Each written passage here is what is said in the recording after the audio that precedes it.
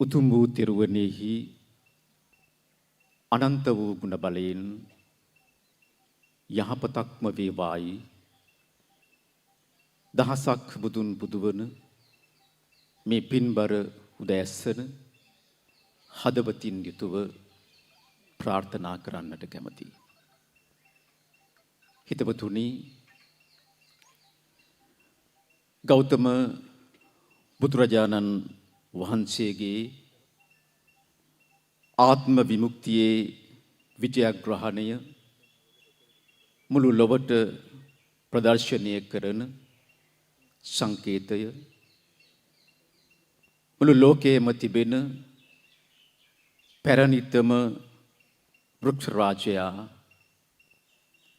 අනුරාධපුර අපරාජිත සුද්ධ භූමියේ විරාජමානව වැඩ වාසය කරන විජයශ්‍රී ජයශ්‍රී මා බෝධීන් වහන්සේ සමීපේ වැලිමළුවේ සිටයි අපි ඔබව හමුවන්නේ. ධර්ම ශ්‍රවණය සඳහා ගතසිත නිවාසනහා ගන්න ධ්‍යානගත වෙන්න මේ බිම තරම් වෙනත් පින්බර බිමක් ඇද්ද යන්න සැකසහිතයි.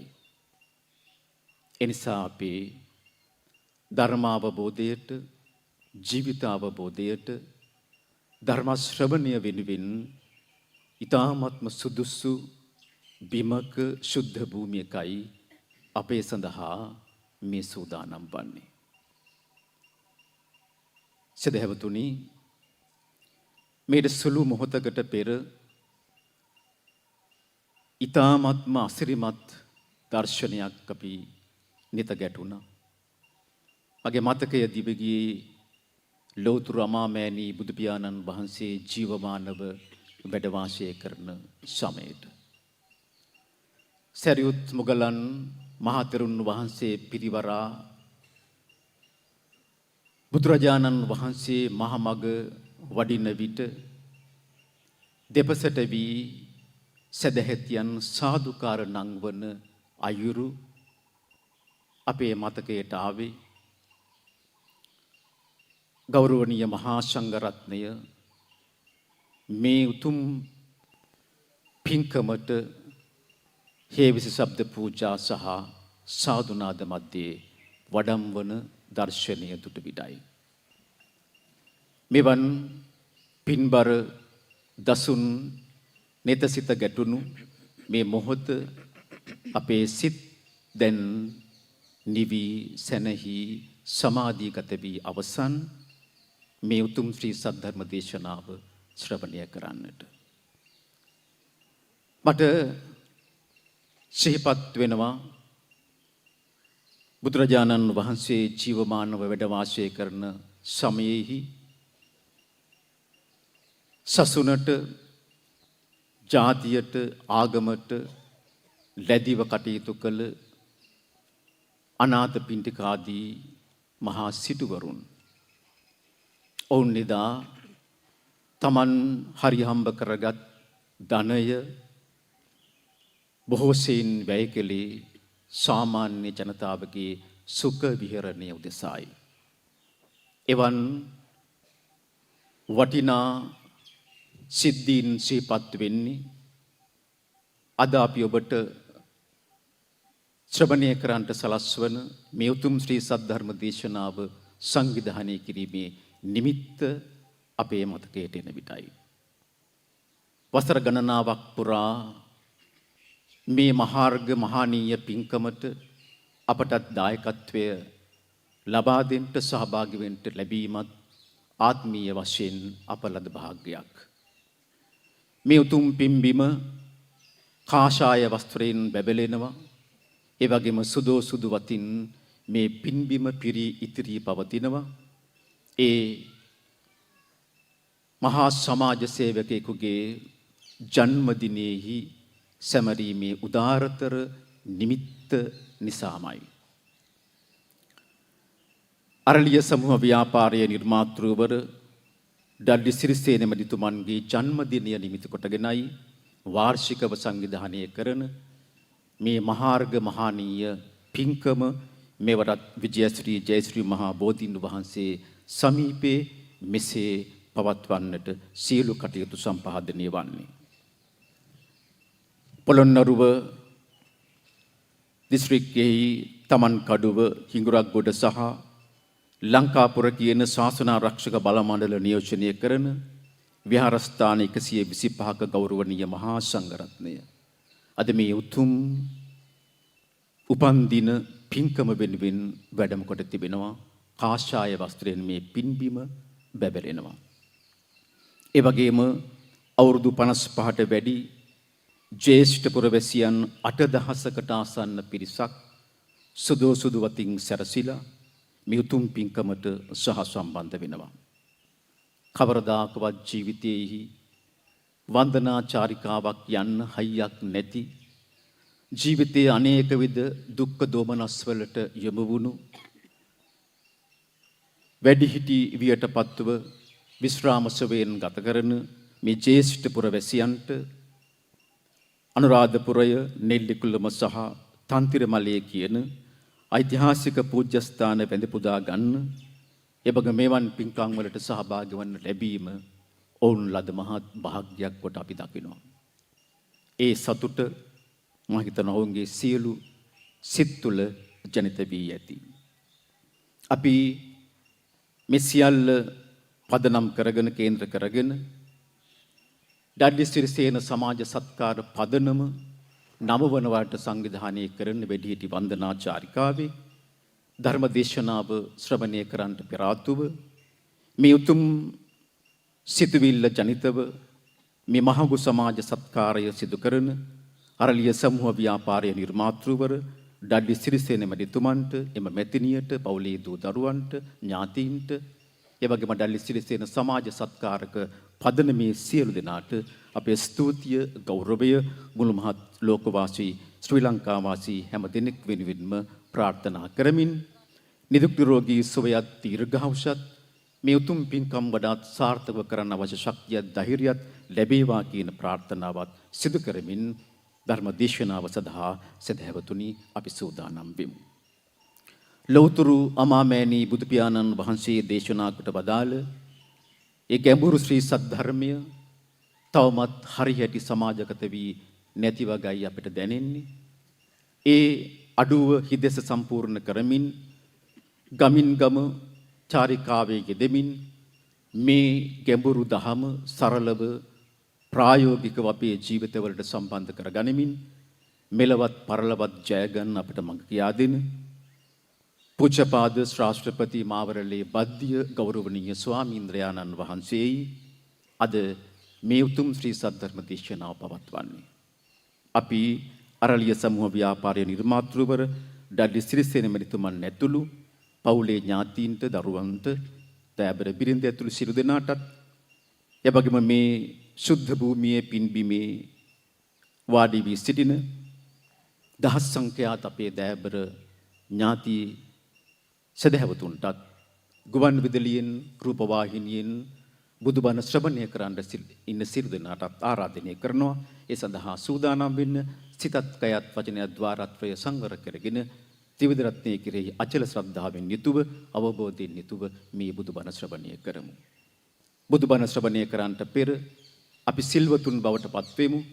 තිසරණ සහිත පංචශීලය සමාදන් වෙමු. සදහැවතුනි ඊට පෙර අපි ලෞතුරු අමාමෑණී බුදු පියාණන් වහන්සේට තෙවරක් නමස්කාර කරමු. සාදු සාදු සාදු. අවසරයි ස්වාමින් වහන්සේ. නමෝ තස්ස භගවතෝ අරහතෝ සම්මා සම්බුද්දස්ස. නමෝ තස්ස භගවතෝ අරහතෝ සම්මා සම්බුද්දස්ස. නමෝ තස්ස භගවතෝ අරහතෝ සම්මා සම්බුද්දස්ස. බුද්ධං සරණං ගච්ඡාමි. බුද්ධං සරණං ගච්ඡාමි. ධම්මං සරණං ගච්ඡාමි. ධම්මං සරණං ගච්ඡාමි. සංඝං සරණං ගච්ඡාමි.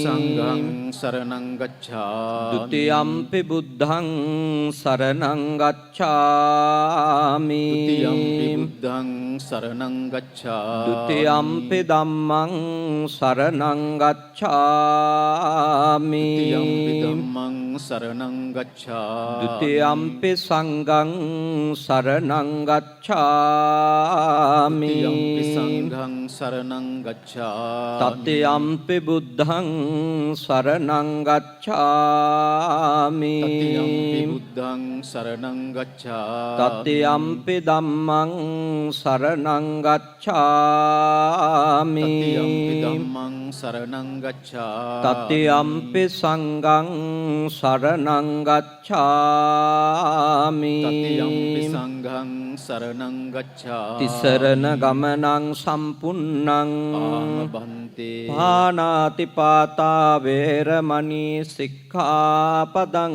සමාදියාමි පානාති පාතා වේරමණී සික්ඛාපදං සමාදියාමි අදින්නාදානා වේරමණී සික්ඛාපදං සමාදියාමි අදින්නාදානා වේරමණී සික්ඛාපදං සමාදියාමි කාමේසු මිච්ඡාචාරා වේරමණී සික්ඛාපදං සමාදියාමි කාමේසු මිච්ඡාචාරා වේරමණී සික්ඛාපදං සමාදියාමි මුසාවාදා වේරමණී සික්ඛාපදං සමාදියාමි සාවාදා වේරමණී සික්ඛාපදං සමාදියාමි සුරාමේරය මජ්ජපමා දට්ඨානා වේරමණී සික්ඛාපදං සමාදියාමි සුරාමේරය මච්ච පමාදට්ඨානා වේරමණී සික්ඛාපදං සමාදියාමි අප්පමාදේන සම්පාදේත ආමබන්තේ සමන්ත චක්කවාලේසු අත්‍රා ගච්ඡන්තු දේවතා සද්දම්මං මුනි රාජස්ස සුනන්තු සග්ග මොක්ඛදං ධම්මස්සවන කාලෝ අයං භදන්තා ධම්මස්සවන කාලෝ අයං භදන්තා ධම්මස්සවන කාලෝ අයං භදන්තා නමෝ තස්ස භගවතෝ අරහතෝ සම්මා සම්බුද්දස්ස නමෝ තස්ස භගවතෝ අරහතෝ සම්මා සම්බුද්දස්ස නමෝ තස්ස භගවතෝ අරහතෝ සම්මා සම්බුද්දස්ස සුසුකං වත ජීවාම වේරිනේසු අවේරිනෝ වේරිනේසු මනුස්සේසු විහරාම අවේරිනෝති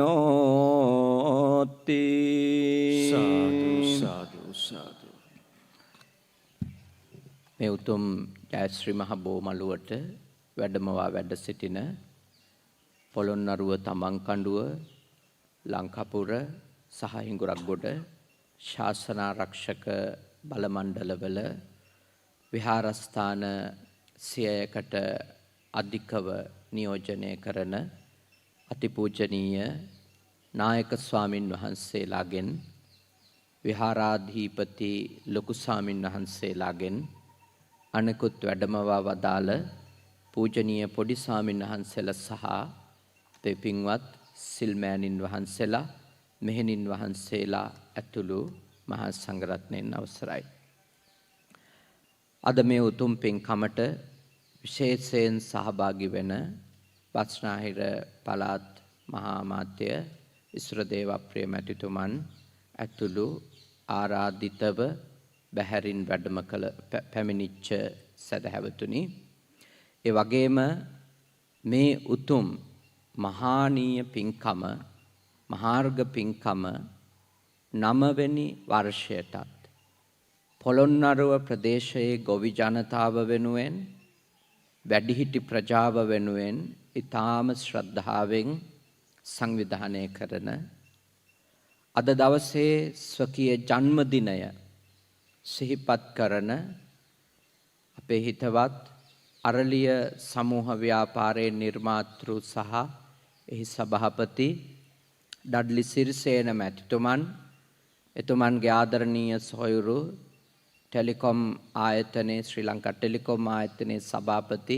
කුමාර සිරිසේන මැතිතුමන් ඇතුළු එම මැතිනිය, ඒ වගේම පුතණුවන් ඇතුළු පවුලේ සදහැවතුනි, අනිකුත් මේ අවස්ථාවට සම්බන්ධ වෙන ගුණගරුක පින්වතුනි, අපේ ඩඩ්ලි සිරිසේන මැතිතුමන්ගේ ආරාධනාව පුතණුවන් අපිට මීට වසරකට විතර කලින් තමයි සිද්ධ කරේ. අපව මුණ ගැහිලා තාත්තගේ උපන්දිනේට ඔක්තෝබර් මාසේ 26 වෙනිදා උදෑසන ධර්මදේශනයට අනුරාධපුරයට වඩින්නට කියලා. පසුව ඒ දේශනාවට ආරාධනාව ඩඩ්ලි සිරිසේන මැතිතුමනොත් අප මුණ ගැහිච්ච අවස්ථාවලදී සිහිපත් කරා, මතක් කර සිටියා. අරලිය සමූහ ව්‍යාපාරයේ කාර්ය මණ්ඩලයත් පන්සලට ඇවිල්ලා නැවත ආරාධනා කටයුතු සිදු කරා.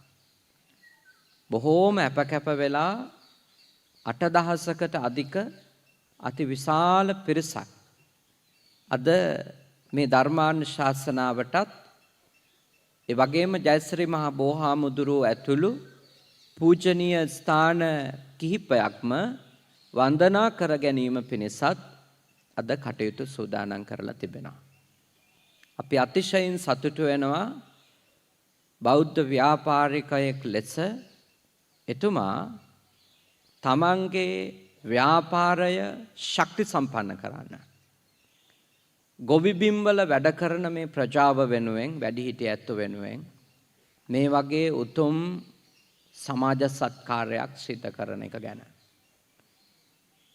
මෙය ගරු ජනාධිපති මෛත්‍රීපාල සිරිසේන මැතිතුමා ජනාධිපති ධූරයට පත් වුණාට පස්සේ ආරම්භ කරා නම් අපි හිතනවා මේක පොලිටික්ස් කියලා. නමුත් මෙය එතුමා කිසිම සම්බන්ධයක් නැතුව ඩඩ්ලි සිරිසේන මැතිතුමා තමන්ගේ ජීවිතයේ වැඩිහිටියෙක් වෙද්දී අවුරුදු 9කට කලින් ඊටාම ශ්‍රද්ධාවෙන්, ඊටාම මහජනයා වෙත කරුණාවෙන් ආරම්භ කරපු සමාජ සුබ සාධන වැඩසටහන. අපි අතිශයින් සතුටු වෙනවා, ආශිර්වාද කරනවා ඔබතුමාට මේ උතුම් ජයශ්‍රී මහා බෝහාඳුරුවන්ගේ ආශිර්වාදයෙන්, රුවන්වැලි මහා සෑරදුන්ගේ ආශිර්වාදයෙන්, ත්‍රිවිධ රත්නයේ ආශිර්වාදයෙන් ඔබතුමාට මෙවැනි උතුම් සත්කටයුතු කරමින් තව චිරාත් කාලයක් තමන්ගේ ජීවිතය සාර්ථක කරගන්න භෞතිකව, ආධ්‍යාත්මිකව උතුම් ආශිර්වාදයන් සියලු ආකාරයෙන්ම සැලසේවා. සුබ උපන් දිනයක් වේවා, නිරෝගී සුව ලැබේවා කියලා අපි පළමුවෙන්ම ප්‍රාර්ථනා කර සිටිනවා. දැන් මෙතන ඉඳලා බණ අහන්න ඕනේ. මම ඔයත්තන්ට කියලා දෙනවා, සුවපත්ව ඉන්න, සැපෙන් ඉන්න, සුකෝපභෝගීව ඉන්න තථාගතයන් වහන්සේ වදාළ උතුම් කරුණු කීපයක්. සාමාන්‍යයෙන් පොදු ජනතාව හිතන්නේ සුඛෝපභෝගීකම ලැබෙන්නේ යෝධකයක් හදාගත්තොත්, ලොකු වාහනයක් පාවිච්චි කරොත්, ගෙදර ඊටාම මිලාදික ගෘහ උපකරණ වලින් පිරුණොත් සැපයක් සුවයක් ලැබෙනවා කියලා සාමාන්‍යයෙන් පොදු ජනතාව විශ්වාස කරනවා. ඒක ලෝකේ ඕනම රටක පොදු මිනිස්සුන්ගේ, පොදු ජනයාගේ මනසේ තිබෙන අදහසක්, ආකල්පයක්. තථාගත ධර්මයේ බාහිර දේවල් වලින් ලැබෙන සැපය ප්‍රතික්ෂේප කරන්නේ නැහැ. රූප නිසා, ශබ්ද නිසා, රහ නිසා, ස්පර්ශ නිසා, ගන්ධයන් නිසා, සිතුවිලි නිසා ආස්වාදයක් ලැබෙන බව බුදුදහම පිළිගන්නවා. බුදුදහම ආස්වාදයට විරුද්ධ නැහැ. ආස්වාදයක් පවතින බව පංචකාමයෙහි විශේෂයෙන් පංචකාමයෙහි ආස්වාදයක් පවතින බව බුදුදහම පිළිගන්නවා. ඒත් ඒ ආස්වාදයට ඇලෙන්න එපා කියලා බුදුදහම යෝජනා කරනවා. කුමක් නිසාද? ඒ ආස්වාදය අකණ්ඩව පවත්වා ගන්න අපට නොහැකි නිසා. ඒ ආස්වාදයට ඇලෙන මිනිසයා, ඒ ආස්වාදයට මුසපත් වෙන මිනිසයා ඒ ආස්වාදයෙන් අයින් වෙන්නේ, හෝ ආස්වාදය ඔහු බලාගෙන ඉඳිද්දී ඔහුගෙන් අයින් වෙලා යන්නේ විශාල වේදනාවක්, අසහනයක් ගෙනල්ලා දෙමින්. ඒ නිසා භෞතික සම්පත් ඇතුලේ, උපකරණ ඇතුලේ, පුද්ගලයෝ ඇසුරෙන් යම්කිසි සුඛෝපභෝගීකමක් අපි අත්විඳින්නට හිතනවා නම් එය ඊටාම කෙටි වේලාවකින් හෝ කෙටි කාලයකින් නිමාවට පත්වෙන බව පැවිද්දන් වන අපට වඩා ගිහියන් වන ඔබ මා විශ්වාස කරනවා ඊටාම හොඳින් දන්න කාරණයක්. ගිහියන් වන ඔබ ඊටාම හොඳින් දන්න කාරණයක් ඒක. ආස්වාදය කියන එක කොච්චර පොඩි වෙලාවයිද පවතින්නේ කියලා. ඉතින් බුදුහාමුදුරුව අපිට දේශනා කරේ මොකක්ද? සුසුකං වත ජීවාම වේරිනේසු අවේරිනෝ. ඒකාන්ත වශයෙන්ම සැපෙන් ඉන්න ඕන නම් ඔබ කරන්න ඕනේ දෙයක් තමයි වෛර කරන අය අතරේ වෛර නොකරන්නෙක් වෙන්න ඕනේ. මොකද කරන්න ඕනේ? මට ඇහෙන්න කියන්න ඕනේ. මොකද කරන්න ඕනේ? වෛර කරන අය අතරේ වෛර නොකරන්නෙක් වෙන්න ඕනේ. වේරිනේසු මනුස්සේසු විහරාම අවේරිනෝ. කාට හරි කියන්න පුළුවන් නම් වෛර කරන මිනිස්සු මැද අපි වෛර නොකරන්නෙමුයි කියලා. ඒගොල්ලෝ තමයි සුඛෝපභෝගීව ඉන්න අය. ඒගොල්ලෝ තමයි සැපෙන් ඉන්න අය. ඒගොල්ලෝ තමයි සුවපත්ව ඉන්න අය. ඒගොල්ලෝ තමයි සතුටින් ඉන්න අය. නේ වැදගත් කාරණයක් තියෙනවා. අපේ අවෛරය ප්‍රගුණ විය යුත්තේ කොතනද? වෛර කරන අය ඉන්න තැනමයි. දැන්ට අපි සියලු සත්වයෝ සුවපත් වෙත්වා කියලා හද පුරා ප්‍රාර්ථනා කරනවා අපිට කවුරුත් කරදරකාරයෝ නැති වෙලාවටනේ. ලෙඩ දාන්න නැත්තම් අපිට එරෙහිව එක එක ගුලි අඹරන්නේ නැත්තම් නේ. අපි හරි සන්තෝෂයෙන් ප්‍රාර්ථනා කරනවා අනේ සියලුම සත්වයෝ සුවපත් වෙන්න ඕනේ කියලා. හැබැයි මතක තියාගන්න ඕනේ ඔබගේ මනසේ සියලුම සත්වයින්ට සුවය ප්‍රාර්ථනා කළ යුත්තේ ඔබට එරෙහිව බොහෝ දේවල් සිද්ධ වෙන තැනදී. ඔබට එරෙහිව කතා කියන තැනදී. ඔබට එරෙහිව ක්‍රියාවන් සිද්ධ වෙන තැනදී. ඔබට එරෙහිව බොහෝ ප්‍රචාරයන් සිද්ධ වෙන තැනදී. ඔබට පුළුවන් නම් ඒ සියලු දෙනා සම්බන්ධව මෛත්‍රී කරන්න. ඔබ සැපෙන් ඉඳී. ඒත් ඇත්තටම ඔබට කිසිම කරදරයක් නැති වෙලාවේදී කිසිම කරදරයක් නොකරන අයට විතරයි නම් ඔබ මෛත්‍රී කරන්නේ.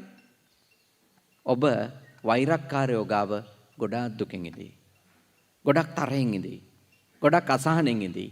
ගොඩක් පීඩා විඳින්මින් ඉදී. ඒ නිසා තථාගත ධර්මයට අනුව ඔබ මම අපේ ඩඩ්ලි සේන මැතිතුමා අපි කවුරුත් පුහුණු කරන්න ඕනේ මොකද්ද?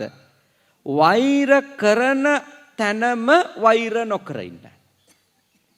ඒක අමාරු දෙයක්. මොකද චූටි කාලේ ඉඳලවත් අපිට මේ වගේ අවවාදයක් නෙමෙයි වැඩිපුර හම්බෙලා තියෙන්නේ නේ. අපිට හම්බෙලා තියෙන්නේ කොයි වගේ අවවාදද? ඔයා ගහන්න එපා කාටවත්. නේද? ඔයා ගහන්න යන්න එපා කාටවත්. ඔයා බනින්නත් එපා. ඔයාට බැන්නත් ඉතින් ඔයා ටික වෙලාවක් බලන් ඉන්න. ඉතින් එක සැරේටම ඔයා යන්න එපා රණ්ඩු කරන්න.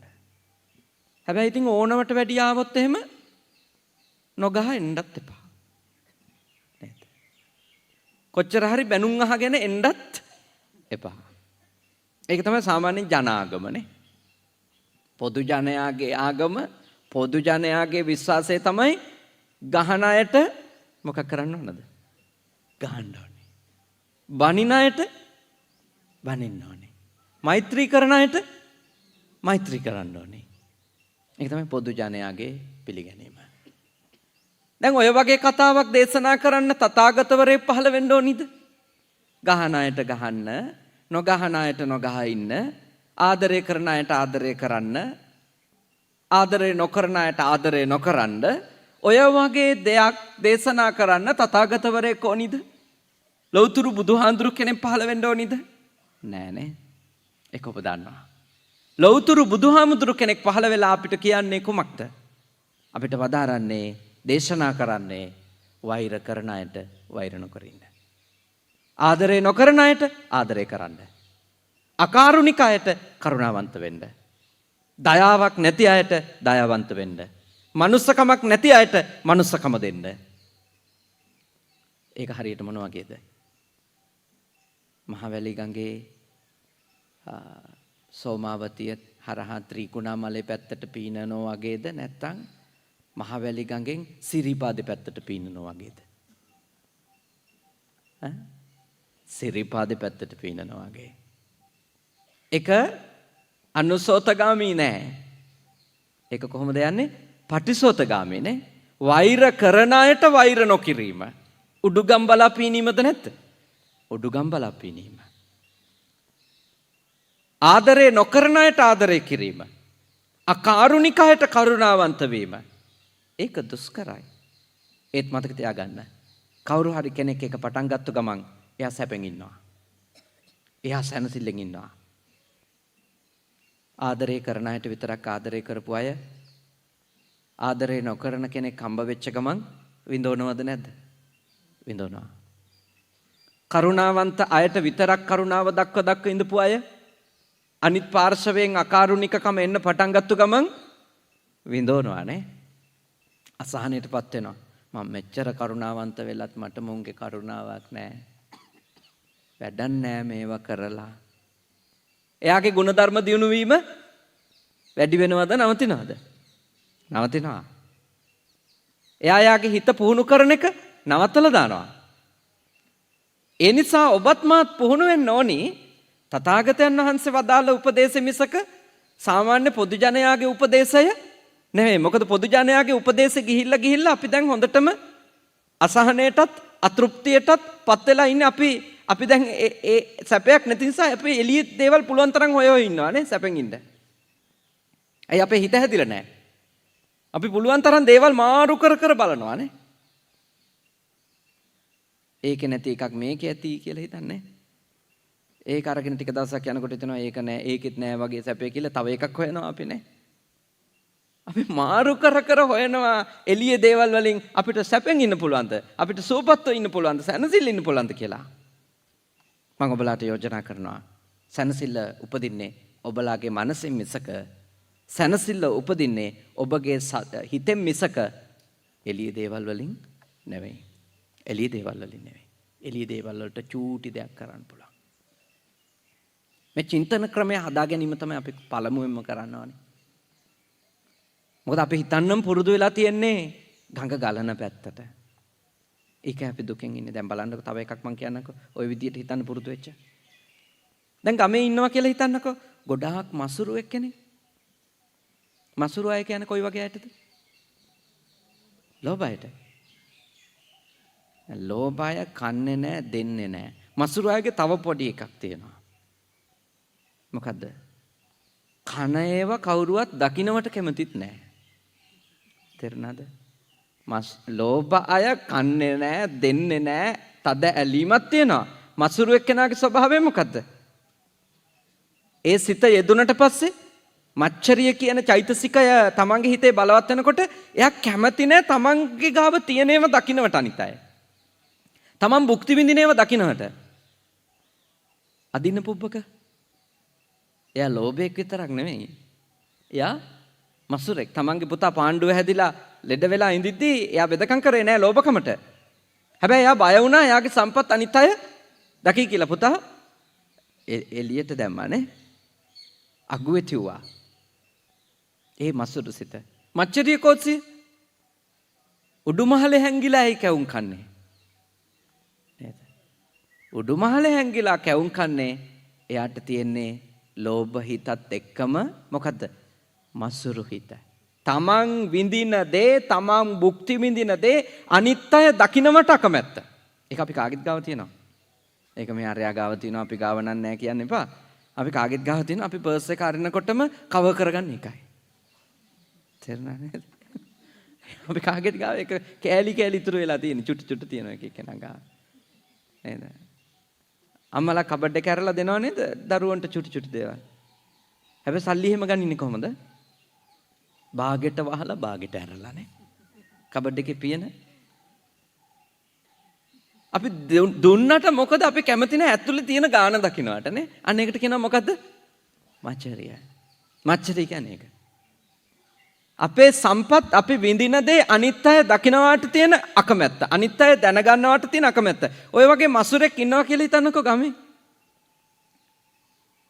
කණ්ඩායමක් එක්කහුවෙලා සූදානම් වෙන විනෝද චාරිකාවක් යන්න වන්දනාවක් යන්න. කැමතිද මසුරා සම්බන්ධ කරගන්න? නෑ නේ. ඔබ කියයි අපෝ ඔයත් එක්ක වන්දනාවේ ගියොත් අපිටත් බඩගින්නේ තමයි ඉන්න වෙන්නේ. ඇයි? කන්නේ නෑනේ. කන්නේ නෑ. බඩගින්න ඉඳලා එන්න වෙයි. වෙඩින් එක වගේ කාඩ් එකක්වත් දෙනවද? කාඩ් එකක්වත් දෙන්නේ නැහැ. අපි කියන්නේ කොහමද? කාඩ් එකත් අපරාධේ. කාඩ් එකත් අපරාධේ. හොඳට බඩ පැලෙන්න කාලා 200ක් දීලා යයි. අල්ලි මසුරා. ගන්න එපා නේද? අපි කියන්නේ ගන්න එපා. එයා වැඩ නැහැ අයින් කරන්න. දැන් අපි මසුරා දිනන්න හදන්නේ දීමෙන්ද නොදීමෙන්ද? නොදීමෙන්නේ. තථාගතයන් වහන්සේ කොහොමද දේශනා කළේ? ජිනේ කදරියන් දානේන මසුරා දිනන්න ඕන නම් ඔබ කල යුත්තේ දීමයි. මසුරු සිත දිනන්න ඕන නම් ඔබ කල යුත්තේ කුමක්ද? දීමයි කියලා තථාගතයන් වහන්සේ වදාලා. අපි හිතනවට වඩා සම්පූර්ණයෙන්ම අනිත් පැත්තද නැද්ද? අනිත් පැත්ත මොකද අපිට චූටි කාලේවත් ඇත්තටම අවවාද හම්බෙලා තියෙන්නේ. ඇත්තටම අපිට උපදෙස් හම්බෙලා තියෙන්නේ නොදෙන අයට දෙන්න නෙමෙයි. කාට දෙන්නද? දෙන අයට දෙන්න. අම්මලා හරි කියන්නේ නේද? ඔයාටත් කෑම එහෙම දෙන අයට දීලා කන්නකෝ. කවදාක කියලා තියෙද? ඔයාට කවදාක කෑම දෙන්න නැති ළමයෙකුට දෙන්න පුතේ කියලා. කියන්නේ නැහැ නේ. අපිට කියන්නෙම දෙන අයට විතරක් දෙන්න. ඒකනේ අපි දුකෙන් ඉන්නේ. මොකද තථාගතයන් වහන්සේ දේශනා කරපු විදියට නෙමෙයි අපි හිතන්න පුරුදු වෙලා තියෙන්නේ. තථාගතයන් වහන්සේ නම් දේශනා කළා නොදෙන අයට දෙන්න කියලා. අපි දිගටම කියනවා දෙන අයට විතරක් දෙන්න. නේද? දෙන අයට විතරක් දෙන්න. තථාගතයන් වහන්සේ පුහුණු කරන්න කියන්නේ අපිට අතහැරීම නේ. අතහැරීම පුහුණු කරන්න කියන්නේ සැපෙන් ඉන්න ඕන නම්. නොදෙන අයට දෙන එක්කෙනාද හිත දිනපු එක්කෙනා දෙන අයට දෙන එක්කෙනාද? නොදෙන අයට දෙන එක්කෙනා. ඇයි? එයා හොඳටම දන්නවා මෙයා දෙන්නේ නෑ. ඒත් මම එයාට දෙනවා. එතකොට මගේ හිත මං කොච්චර ජයග්‍රහණය කරන්න ඕනේද? මගේ හිත කොච්චර උසස් මට්ටමට මං අරන් එන්න ඕනේද? නැත්නම් නොදෙන කෙනෙකුට දෙන්න බෑනේ.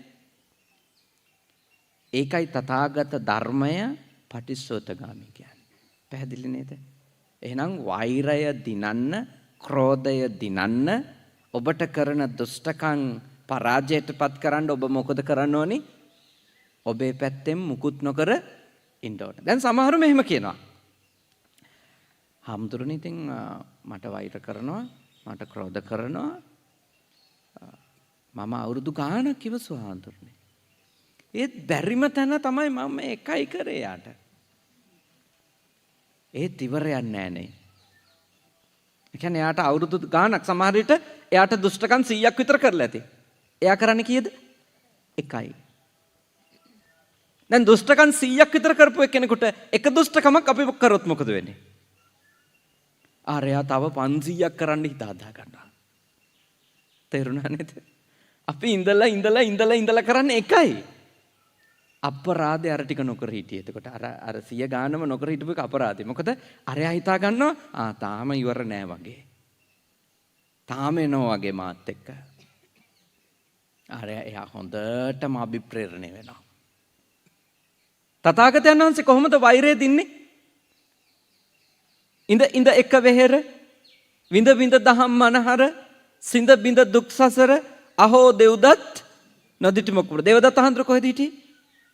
භාග්‍යවතුන් වහන්සේගේ පන්සලේමයි. දේවදත්ත හඳුර කාගෙන්ද බණ ඉගෙන ගත්තේ? භාග්‍යවතුන් වහන්සේගෙන්මයි. හැබැයි ඉන්නකම් කරේ මොනවද? භාග්‍යවතුන් වහන්සේ අපහසුතාවයට පත් වෙනේවා. දුෂ්ටකන්නේ නපුරුකම්. හරි හිංසන කරා.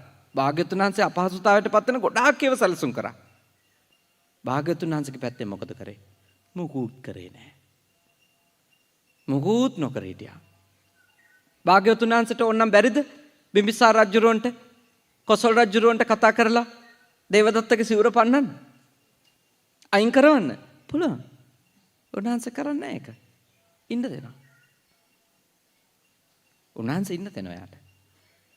එයා දිගින් දිගටම නපුරම කරමින් ඉන්නවා. භාග්‍යවතුන් වහන්සේගේ පැත්තෙන් එක නපුරක්වත් එයාට කරන්නේ නැහැ. අන්තිමට මොකද වෙන්නේ? දේවදත්ත හාමුදුරුවෝ පසුතැවෙන්න පටන් ගන්නවා. දේවදත්ත හාමුදුරුවෝ කියනවා මම තථාගතයන් වහන්සේට බොහෝ අපරාධ කරා. මම තථාගතයන් වහන්සේට බොහෝ කරදර කරා. මට දැන් තථාගතයන් වහන්සේගෙන් සමාව ගන්න ඕනේ. එතකොට උන්වහන්සේ ගොඩාක් ලෙඩ වෙලා හිටියේ. ඇඳක තියලා උස්සගෙන යනවා හාමුදුරුවෝ. හැබැයි මගදී මිය යනවා. ඒ දේවදත්ත හාමුදුරුවෝ මැරුණේ වෛරය ඉතුරු කරන්ද වෛරය අතෑරලාද? ඈ? මොකද හිතෙන්නේ? වෛරය අතෑරලා. ඇයි අතෑරි? එයාගේ වෛරය සංසිඳුනේ ඇයි? තථාගතයන් වහන්සේගේ පැත්තෙන් එයාගේ වෛරය අවදි කරන කිසිම දෙයක් සිද්ධ වුණේ නැහැ. එක දිගටම වෛරයට තථාගතයන් වහන්සේගේ පැත්තෙන් පිළිතුරු දුන්නේ කොහොමද? අවෛරීවමයි. අන්න එතකොට නහි වේරේන වේරාණී වෛරයකින් වෛරය සංසිඳෙන්නේ නැහැ කියන එක, අවෛරේනච්ච සම්මන්ති වෛරයක් සංසිඳෙන්නේ අවෛරයෙන්මයි කියන එක අපිට තථාගතයන් වහන්සේම ඔප්පු කරාද නැද්ද? ඔප්පු කරා. මේක හොඳට තේරුම් ගන්න. මොකද අපි කාටත් වෛර කරන අය, ක්‍රෝධ කරන අය ඕන තරම් ඉන්නවද නැද්ද? ඉන්නවා. ඉන්නවා. ඒගොල්ලෝ සමහර අය සංසාරික අය. සමහර අය මේ භවයේ අපිට හැදිච්ච අය නේ. සංසාරයෙන් එනවා, දරුවා වෙලා එනවා, ගෝලයා වෙලා එනවා. දැන් බුදුහාමුදුරුන්ගේ නම් ගෝලයා වෙලානේ ආවේනේ පන්සලට. සංසාර වෛරක්කාරයා. බිම්බිසාර රජුරට කොහොමද ආවේ වෛරක්කාරයා? ඈ? පුතා වෙලානේ. කුසට ආපු දවසේම දේවියට හිතුණලු බිම්බිසාර රජුරුවන්ගේ පපුව පළලා ලේ බොන්න ඕන කියලා. දැඩි ලෙස ආදරය කරන තමන්ගේ සම්පුරුෂයාට මේක කියන්න බෑ. විඳෝ ඉන්නවා, අසහනෙන් ඉන්නවා. අන්තිමට බිම්බිසාර රජුරෝ බල කරලා අහගන්නවා මොකද්ද කාරණේ කියලා. එතකොට දේවිය කියනවා බිම්බිසාර රජුරෝ මේ අවස්ථාව දෙනවා. හැබැයි ඒ ගැන බුද්ධිමතුන්ගෙන් ඇහුවා. මේ වගේ සිද්ධියක් වෙනවා මොකද හේතුව කියලා. එතුමාට බුද්ධිමතුන් නුවණැත්තන් කීවා ඔය නම් එන්නේ හරි පුද්ගලයෙක් නෙමෙයි. ඔය එන්නේ නොයිපදිච්ච හතුරෙක්. අජාත සත්‍රු නේ. අජාත සත්‍රු කියන්නේ කවුද? නොයිපදිච්ච සතුරා. බබාට නම ලැබුණේ කුසේ ඉඳිද්දිමයි නේ. පොඩි කෙනාට ඒ නම ලැබුණේ කුසේ ඉඳිද්දිමයි. කුසේදිම නම ලැබුණා. ඒ ඇයි? එයා නොයිපදුණු හතුරෙක්. ඉපදිලා නැහැ වෙනකොට. නොයිපදිච්ච හතුරෙක්. පුතා විදිහටත් වෙනවා. සමහර වෙන්න පුළුවන් අසල්වාසියෝ විදිහටනේ. සමහර වෙන්න පුළුවන් යාළුවෝ හිතමිත්‍රයෝ විදිහටනේ. එක විදියට වෛරක්කාරය වෙනවා. සංසාරේ අපිට හමු වෙච්ච අය, අපි නිසා වෛර බැඳගත්තු අය, සමහරට ඒවට අපිට හේතු ඇති. දැන් බිම්බිසාර මේ සමාන දේවදත්ත හාමුදුරුවන්ට වෛරය බැඳුනේ ඒ හාමුදුරුවෝ අර ශේරි වාණිජ විදියට කච්චපුට වෙලෙන්දා එක්ක කරපු ව්‍යාපාරික ගනුදෙනුවකදීනේ නේ. ඔබතුමාට හරි වැදගත් ඒක ඔළුවේ තියාගන්න. බිස්නස් එකේදී වෛරක්කාරය වැදෙනවා. මොකද ඔබතුමා ඉස්සර වුණොත් අනිත් එක්කෙනා හිතා ගන්නවා මගේ දේ ගත්තා කියලා. ඒක හිතනවා. කච්චපුට ගැන වෛර බැඳගත්තේ සේරිවාණිජ එහෙමයි. එයා හිතුවා මට අයිති වෙන්න තිබිච්ච රන්තලිය තමයි මේ අරගත්තේ. මා සතු දේ පැහැරගත්තා කියලා නේ. මා සතු දේ පැහැරගත්තා. වෛර බැඳගෙන කල්ප ගාණක් දේවදත්ත දුක් විඳා. කල්ප ගාණක් දුක් විඳා. අපි ගැන වෛර බැඳගන්නේ කොයි තැන්වලදීද කොයි වෙලාවල් වලදීද දන්නේ නැහැ. අපි හැම වෙලාවකම සිහිනුවණින් ඉන්න ඕනේ. කොමකටද? අනිත් එක්කෙනාට අපි ගැන වෛරයක්, ක්‍රෝධයක් උපදින්නේ නැති වෙයි. හරි කල්පනාවෙන් ඉන්න ඕනේ. හරිම සිහිනුවණින් ඉන්න ඕනේ. මොකද වෛර හදාගන්නේ චූටි දේවල් වලින්. දැඩි වෛර, දැඩි ක්‍රෝධ හදා ගන්නවා. තථාගතයන් වහන්සේ හැබැයි දේශනා කළේ ක්‍රෝධ කරන අය, වෛර කරන අය කරන්නේ තමන්ගේ හතුරට උදව්වක්. ක්‍රෝධ කරනවා නම් කවුරු හරි කාට හෝ වෛර කරනවා නම් ඒකෙන් වෙන්නේ එයාට හානියක්, හතුරට උදව්වක්. කෝදන කියලා සූත්‍රයක් තියෙනවා අංගුත්තර නිකායේ සත්තක නිපාතේ තියෙන කෝදන සූත්‍රය. හරි ලස්සන දේශනාවක්. එහි තථාගතයන් වහන්සේ දේශනා කරන කෙනෙක් ක්‍රෝධ කරන ක්‍රම 7ක් ගැන. ඒ කියන්නේ සාමාන්‍ය තරහා කොයි වගේද? වතුරේ ඇඳ ඉරක් වගේනේ. එහෙම තරහ තියන අය ඉන්නවා. වතුරේ ඇඳ ඉරක් වගේ තරහ තියන අය ඉන්නවා. පොඩි වෙලාවක් ඇති. සමහරුන්ගේ තරහ කොයි වගේද? වැල්ලේ ඇඳ ඉරක් වගේනේ. ඒක ටිකක් ලොකු හුලඟක් ඇවිල්ලා නේ. එක්ක වතුර පාරක් ඇවිල්ලා. එහෙම නැත්නම් මිනිස්සු ඇවිදලා මොකක් හරි ඉර මැකෙනකන් ඒකත් තියනවා. සමහරුන්ගේ ක්‍රෝධය කොහොමද? ගලේ කොටපු ඉරක් වගේ. ඇතුලේ තියන් ඉන්නවා ආයේ සීගිරි ගලේ තියෙන කුරුටු ගී වගේ මැකෙන්නෙම නෑ නේ. උඩට තියෙන ගලේ කොටලා තියෙන්නේ. මම ඒගොල්ලන්ට කියන්නේ ඇත්තටම තරහ ක්‍රෝධේ ෆික්ස් ඩිපොසිට් දාපු අය කියලා. නේ. තරහ ක්‍රෝධේ ස්ථාවර තැන්පතු දාගෙන ඉන්න අය ඉන්නවා නේ. ඒගොල්ලෝ පලි ගන්න ඉන්ට්‍රෙස්ට් එකෙන්. පොලියෙන් තමයි පලි ගන්නෙ. මුල් එකේ හැම තියන් ඉන්නවා. ඒක ඇදලා ගන්නවා කොයි වෙලාවෙත් ඇදලා ගන්නවා නේ. පොඩි දෙයක් වෙනකොට ඇදලා ගන්නවා. අර මුලින් තියනවා. ඒ කට්ටිය ගලේ කොටපු ඉරක් වගේ තරහ තියන් ඉන්නවා නේ. අන්න ඒ වගේ කට්ටියට කියනවා කවුරු කියලාද? ක්‍රෝධ කරන අය කියලා. වෛර කරන අය කියලා. සාමාන්‍ය තරහ අපි කාටත් ඇති වෙනවා නේ. මටත් තරහ යනවා නේ. හැබැයි ඒක ඉවර වෙනවා. මං හිතනවා මෙතන ඉන්න හැමෝටම තරහ යනවා නේ. ඒක වතුරේ ඇඳ ඉරක් වගේ නම් ප්‍රශ්නයක් නැහැ. ව්‍යාපාර කරන අය, රාජ්‍ය සේවකයෝ, අනිත් ඇත්තෝ කවුරුත් මං හිතන්නේ ක්‍රෝධය අඩු කරගන්න, තරහව අඩු කරගන්න කොයි දක්වාද? නැති කරගන්න බෑ නම් අඩුම වතුරේ ඇඳ ඉරක් වගේ මට්ටමට අඩු කරගන්න. අඩ්ලි මහත්තයාට නම් හරි වැදගත් ඒක. නෑ. තරහ යනවනේ මහත්තයා මිනිස්සු එක්ක වැඩ කරනකොට. ඒක ඉතින් මහත්තයා හදාගන්න ඕනේ වතුරේ ඇඳ ඉරක් ගන්නට. ඒ කියන්නේ උදේ බැන්නොත් හවස good evening කියන්න පුළුවන් වෙන්න ඕනේ යනකොට. සුබ සන්ධ්‍යාවක් කියන්න පුළුවන් මට්ටමට හදා ගන්න ඕන. නැත්තම් එහෙම ඉවරයි. ගලේ මේ වැල්ලේ ඇඳ ඉරක් වුණොත් ඊට පහුවෙන්දටත් ඔබතුමාගේ මූණ නරක් වෙලා වැඩට එනකොට අරගොල්ලෝ.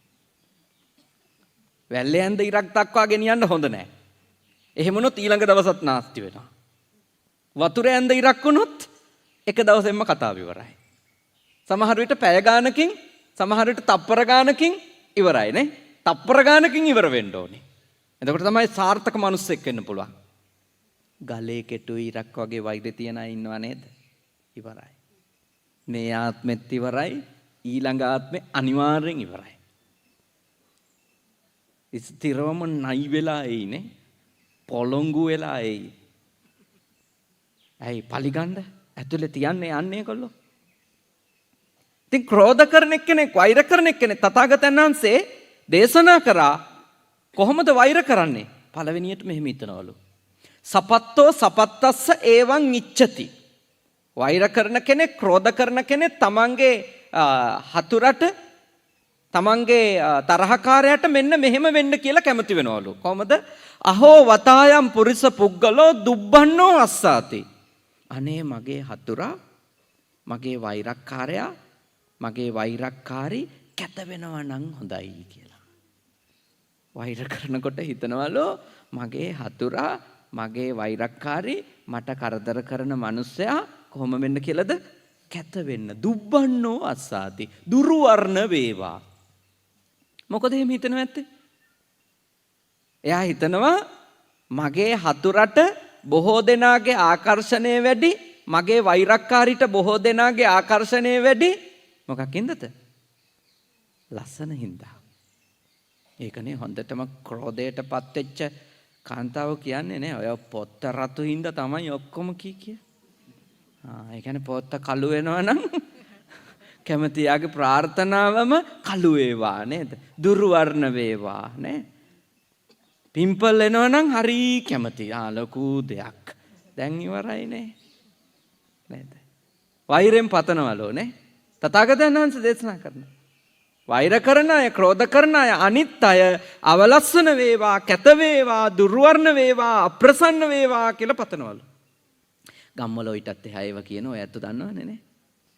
නේද? ඔයත් ඔය දන්නවා. මට චූටි කාලේ ගමේ ඉඳිද්දි ඇහිලා තියෙනවානේ මිනිස්සු තරහ ගියන් කියන ඒවා. දැඩි ක්‍රෝධෙන් කියන ඒවා අනිත් එක්කෙනාට වෙන්න කියලා.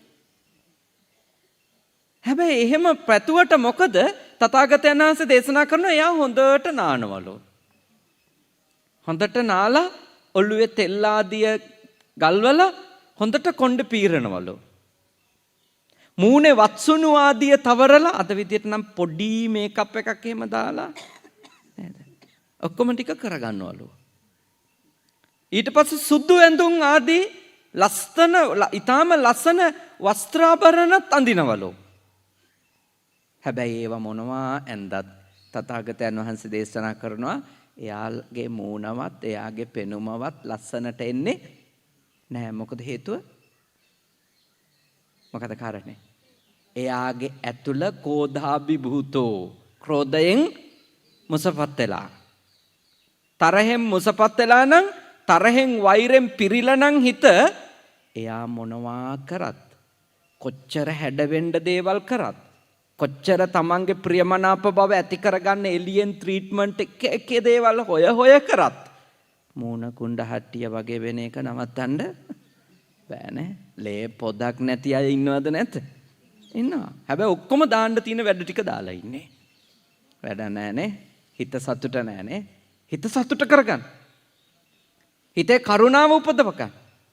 හිතේ දයාව උපදව ගන්න. හිතේ මෛත්‍රිය උපදව ගන්න. මෛත්‍රී ආනිසංස ගැන අහලා තියෙනව නේද? මෙත්තානිසංස සූත්‍රේ. එහි තියෙන එකක් මොකද්ද? මුඛ වන්නෝ විප්පසීදති. තරහ ක්‍රෝධ නැති එක්කෙනා හරීම ප්‍රියමනාපයි. එයා පින්පාටයි කියන්නේ අපේනේ. සමහර දැකම අපි හරි ප්ලසන්ට්, හරිම පින්පාට මිනිස්සේ. හරි ප්‍රියමනාපයි කියලා අපිට කියවෙනවනේ දැක්කා. ඒ ඇයි? එයාගේ ඇතුළ හොඳයි. එයා එළියට මොකුත් ට්‍රීට්මන්ට් නැහැ. එයාගේ ඇතුළ හොඳයි. ඔබ වෛරය අතාරින්න ඔබ ලස්සන වෙනවා. ඔබ වෛරය තියාගන්න ඔබ කැත වෙනවා. ඔබ කැත වෙලා දුර්වර්ණ වෙලා යනකොට හතුරට ඉතින් අමුතුවෙන් ඔබ කැත කරන්න දෙයක් කරන්න දෙයක්වත් නැහැ. හතුරට උදව්වක්ද නැද්ද? උදව්වක්. කොච්චර ලොකු උදව්වක්ද නේ?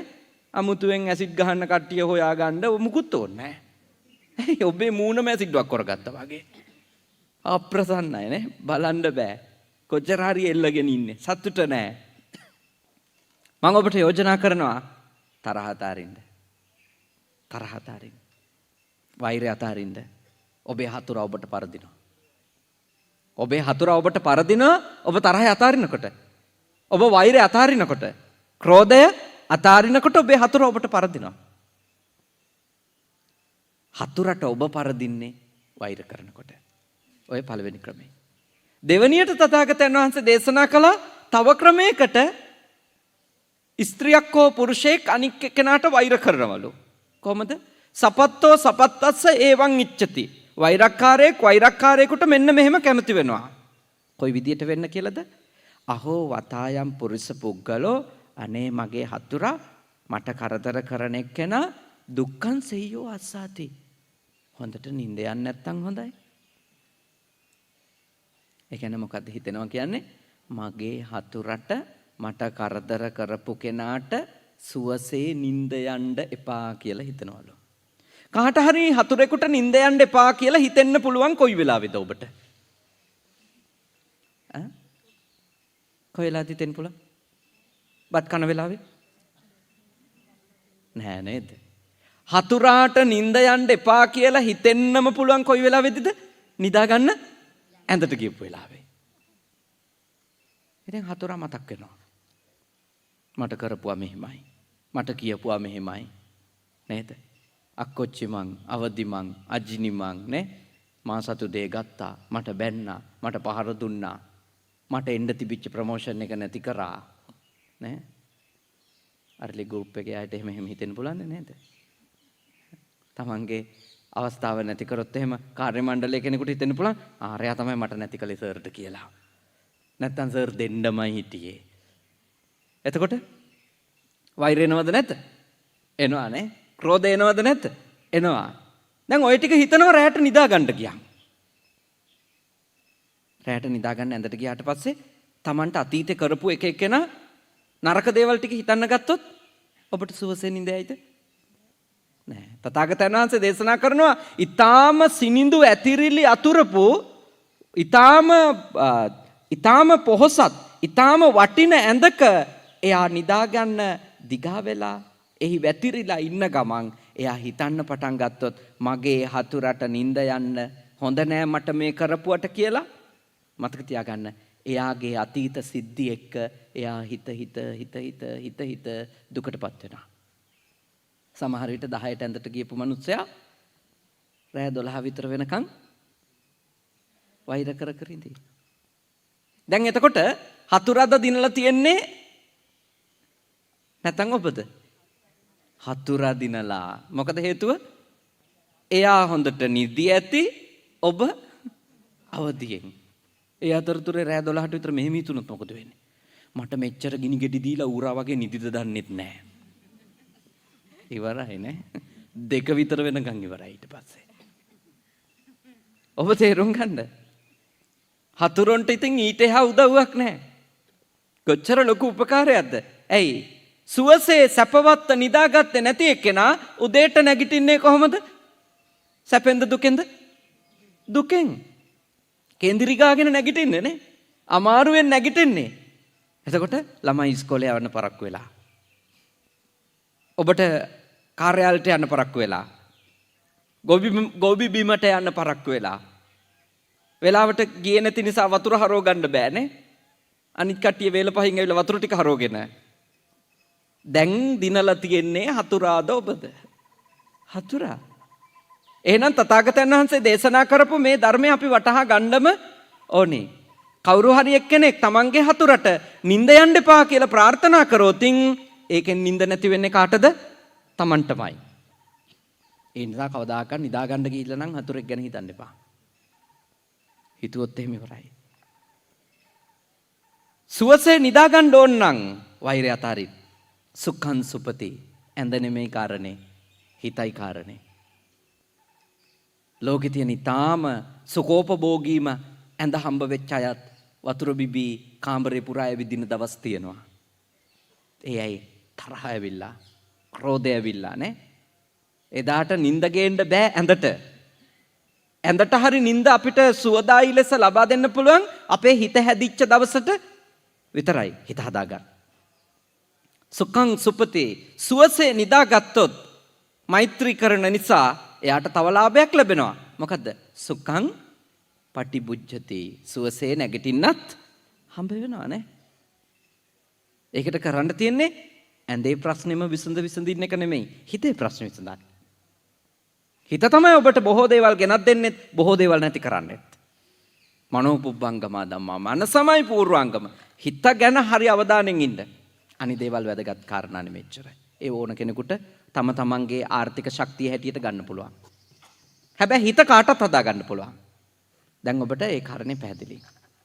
තුන්වෙනියට වෛරක්කාරයෙක් තමන්ගේ හතුරාට තමන්ගේ වෛරක්කාරයාට මෙහෙම හිතනවලු. අහෝ වතායම් පුරුෂ පුද්ගලෝ න පච්චුරත්තෝ අස්සාති. යහපතක් වෙන්න එපා. සෙතක් වෙන්න එපා. හොඳක් වෙන්න එපා කියලා හිතනවලු. පච්චුරත්තෝ අස්සාති කියන්නේ යහපතක්, හොඳක්, දියුණුවක් ලැබෙන්න එපා කියලා වෛර කරනවලු. මතක තියාගන්න. ඔබ කාට හරි දියුණුවක් නොලැබේවා කියලා වෛර කරන්න ගියොතින් දියුණුව කඩන් වැටෙන කාගේද? ඔබගේමයි. ඇයි ඔබගේ හැම වෙලාවකම මනස තියෙන තරහෙන්. තරහෙන් හිත තියෙන කෙනෙක්ගේ සාධනීය සිතුවිලි පහළ වෙනවද? සාධනීය ආකල්ප කියන්නේ මතක තියාගන්න ඕනේ නිර්මාණශීලී ඒ වගේම යහපත්. සාධනීය සිතුවිලි කියන්නේ ඒ කියන්නේ පොසිටිව් ඇටිටියුඩ් කියන එක. නිර්මාණශීලී ඒ වගේම යහපත්. ධනාත්මක නෙමෙයි. නිර්මාණශීලී සහ යහපත් සිතුවිලි වලට ආකල්ප වලට අපි කියනවා මොනවද? සාධනීය ආකල්ප.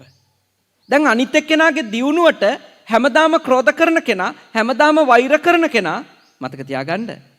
ඒ ඇත්තා ඉන්නේ සාධනීය සිතුවිලි වලින් නෙමෙයි. ඇත්තට දියුණු වෙන්න බෑ. එයත් අනිත් එක්කෙනාගේ දියුණුව නොලැබේවා කියලා පතපත ඉඳිද්දී තමන්ගේ දියුණුව නැති කර ගන්නවනේ. අපේ රටේ මතක තියාගන්න බොහෝ දෙනෙක් තමන්ගේ දියුණුව නැති කරගෙන තියෙන්නේ. තමන්ගේ සාර්ථකත්වය නැති කරගෙන තියෙන්නේ අනිත් අයගේ වැරදි හින්දා නෙමෙයි. තමන්ගේ ප්‍රශ්න. වෛරෙන් ක්‍රෝධෙන් අනිත් අයගේ දියුණුව කඩා බිඳ දැමිල්ල තමයි ඒගොල්ලොන්ගේ සැනසෙල්ල. අනිත් එක්කෙනා වැටෙනවා පෙන්නුනොත් තමයි එයාට සුවපත්භාවය ලැබෙන්නේ. ඉතින් අනිත් එක්කෙනා වටන්න ඕනි කිය මුළු දවසම කල්පනා කරනවා. ඉතින් හොඳින් බලනවා, කුමන්ත්‍රණ කරලා බලනවා. ඒව බැරි වුණොත් අඩුම හූනියන්වත් කරනවා නේ. ඒ ඉතින් හිතන්නකෝ අනිත් එක්කෙනාට අයහපත කරන්න කියලා හූනියන් කරන්න පටන් ගත්තොත් මොකද වෙන්නේ? වැඩේම දේවාල ගානේ නේද? හූනියන්කාරයෝ පස්සේ මුළු ජීවිතේම යයි ඒගොල්ලෝ. ඒගොල්ලන්ට දියුණු වෙන්න වෙලාවක් නැහැ. දියුණු වෙන්න හිතන්නවත් වෙලාවක් නැහැ. ඇයි ඒගොල්ලෝ ඉන්නේ මිත්‍යා දෘෂ්ටි පස්සේ? හොඳට තේරුම් ගන්න මේක. ගොඩාක් මිනිස්සු එකතැන පල් වෙන්නේ ජීවිතේ කිසිම භෞතික දියුණුවක්වත් ආධ්‍යාත්මික දියුණුවක්වත් නැත්තේ අන් කිසිවක් නිසා නෙමෙයි. ඒගොල්ලොන්ගේ ඇතුලේ තරහ තියෙනවා. තරහෙන් ඉන්න මිනිස්සයාගේ ඔළුව වැඩ කරන්නේ නැහැ. තරහ ගන්න එපා. තරහ බැඳගත්ත මිනිහාගේ ඔළුව වැඩ කරන්නේ නැහැ හරියට. දියුණුව හම්බෙන්නේ නැහැ. විශේෂයෙන් අනිත් මිනිහාගේ දියුණුවට හූල්ලන නේ. අනිත් මිනිහාගේ දියුණුවට හූල්ලන, අනිත් මිනිහාගේ දියුණුවට අයහපතක්ම ප්‍රාර්ථනා කරන කෙනාට මතක තියාගන්න එයාටමයි හානිය වෙන්නේ. ගම්වල ජීවත් වෙන ඔබ මේවා ගැන ගොඩාක් කල්පනා කරන්න. මොකද තරහ ක්‍රෝධේ වැඩිම නගරයටත් වඩා ඇත්තටම කිව්වොත් ගම් ඇතුලේ. ගම් ඇතුලේ ටිකක් වැඩි නේ. ඒක අපේ ගමේ ඉඳලා හැම ගමකටම එහෙමයි ඈ. මං ඉපදිච්ච ගමේ ඉඳලා හැම ගමකටම පොදු ධර්මයක්. තරහ වැඩි ක්‍රෝධ මං හිතන්නේ ආර්ථික ප්‍රශ්නත් එක්ක වෙන්නේ නැති. දුප්පත්කමත් එක්ක වෙන්නේ නැති. කොහොම හරි ඒ ආර්ථික දුප්පත්කම මානසික දුප්පත්කම වැඩි කරලාද නැද්ද? වැඩි කරලා තියෙනවා නේ. නැත්තම් බලන්න අද කොච්චර අපේ රට මොන තරම්නම් මිනිස්සු හුනියන්කාරයෝ පස්සේ යන තැනටපත් වෙලාද කියලා. නේද? දැන් අරලිය ගෲප් එකෙන්වත් මම දකින්නේ ටීවී ඇඩ්වර්ටයිස්මන්ට් දානවා නේ. නෑ නේද? මම දකින්නේ නෑ.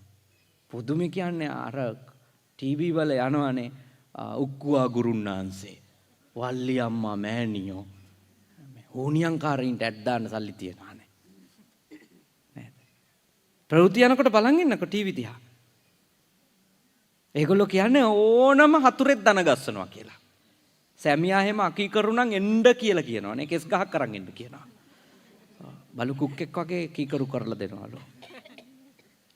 ඉතින් හිතන්න අපි කොච්චර නොදියුණු තැනකද අපේ ජාතිය අද ඉන්නේ කියලා. මේ මිනිස්සුන්ගේ හිතවල ප්‍රශ්නේ නේ.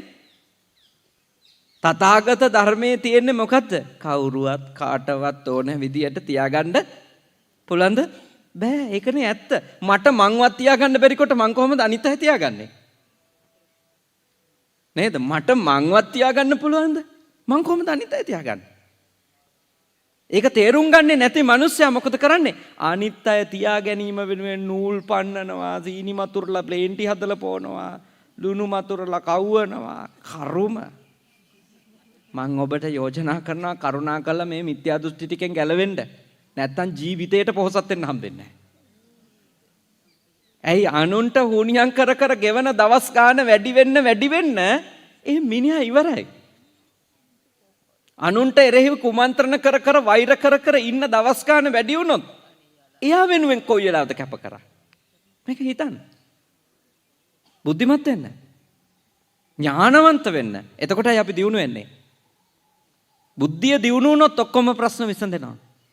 වෛර ක්‍රෝධ දියුණු වුණොත් ඔක්කොම ප්‍රශ්න වැඩි වෙනවා. හතුරම දිනනවා. හතරවෙනි කාරණේ. හතරවෙනියට වෛර කරන්නේ මොනව නැති වෙන්න කියලාද?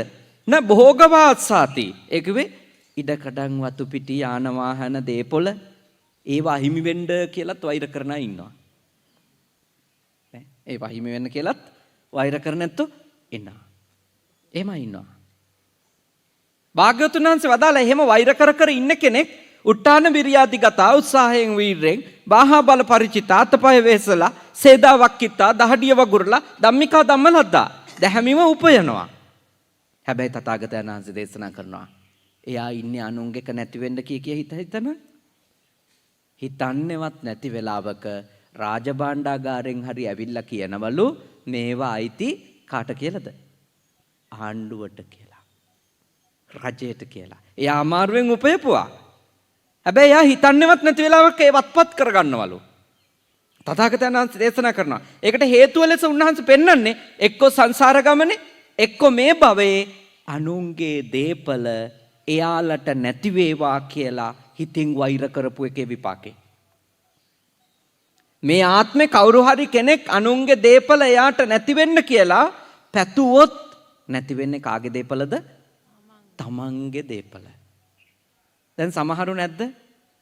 හිටි ගමන් හිතන්නේවත් නැති වෙලාවක ඒගොල්ලොන්ගේ ගෙවල් මැදින් පාරවල් යනවා කියලා අද උද්ඝෝෂණ කර කර ඉඳ වෙච්ච අය ඉන්නවනේ. ඒගොල්ලෝ කවදාකවත් සීටු දදා දුක් විඳ විඳ ගේ හදද්දි එහෙම එකක් හිතන්න නැතුව ඇතිනේ. පව්. හැබැයි මතක තියාගන්න ඕ ඇතුලේ කර්ම විපාකත් තියෙනවා. සමහරු මට කියලා තියෙනවා අපේ හඳුරන්නේ මේ පාර මීට අවුරුදු 15කට කලින් මැන්නේ වෙනත පැත්තකින්.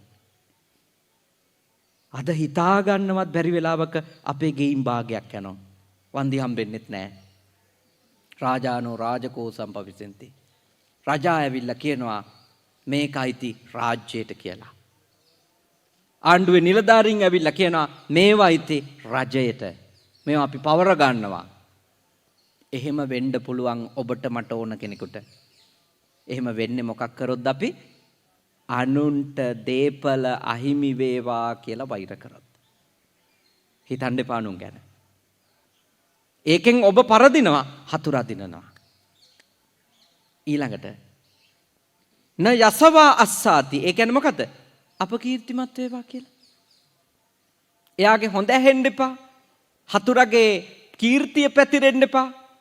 හතුරගේ ප්‍රශංසා දියුණු වෙන්න එපා. එහෙම ප්‍රාර්ථනා කරන අය ඉන්නවා. එයාගේ හොඳ ගැන කවුරු හරි කතා කරනව නම් හූල්ලන අය ඉන්නවා. මතක තියාගන්න.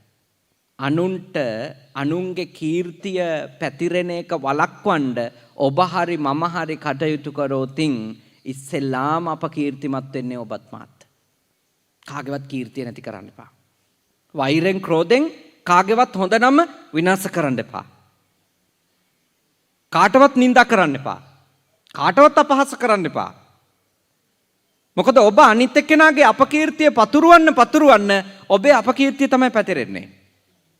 කවුරුත් දැනගන්නවා ඊළඟට ඔබ කියන්නේ අයහපත් මිනිස්සෙක් කියලා. ඊළඟට කවුරුත් කතා කරන්න පටන් ගන්නවා අනේ එයාගේ වැඩේ ඉතින් කාටත් පද හදන එකමනේ කියලා. කාටත් එයාගේ වැඩේ නිඳා කරන එකනේ කියලා. මතක තියාගන්න මේක. ක්‍රෝධ කරන අය ඔය 6 වෙනි ක්‍රමේ. සමාන 5 වෙනි ක්‍රමේ. 6 වෙනි ක්‍රමේ තමයි න මිත්තවා අස්සාති.